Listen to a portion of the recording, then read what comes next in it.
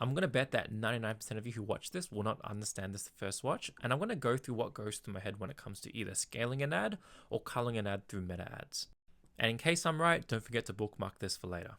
Starting off with the metrics, this is all of the data that I look at when it comes to analyzing all of my Facebook ads. Now, it's easy to scale an ad when your ROAS is high, but if your ROAS is low and your ads are struggling, this is the checklist of items and the benchmarks that I look at to ensure whether or not I want to cull my ads. Now, this is where the real difficulty comes in. What happens when you have conflicting data? For example, if you have good ROAS but really bad creative metrics, what do you do?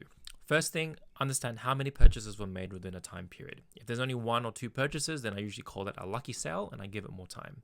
Second thing, check your CPMs, your cost per 1,000 impressions. Ads are seasonal and your cost per ads will also vary here and there. One week it might be more expensive, the other week it might be cheaper. The third thing you want to check is your cost per ad to cut or initiate checkout. You want to see if these are cheap or expensive.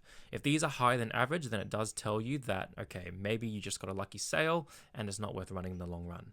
The overall consensus when I see good ROAS but really bad creative metrics is I want to give it more time. Give it another week, a few more days, let it spend some more, and if the ROAS does begin to go down, then you can turn it off. Otherwise, if it increases, keep it running.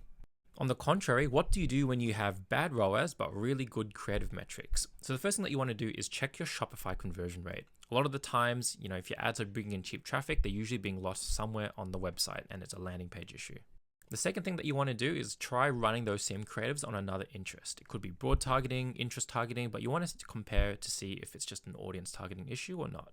The third thing that I look at here is seasonality. Now, as I mentioned earlier, ads are seasonal. It could be the time of the year. You want to understand when people are buying versus when they're not. And a lot of the time, sometimes your ads aren't bad. It's just a low period of the year that your ads don't perform in.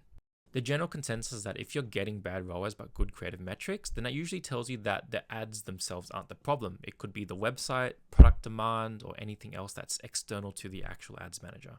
So I know that's been a lot of information, so feel free to go back, watch the video again, pause it at certain points and read over it. But if you found it helpful, don't forget to like and follow for more.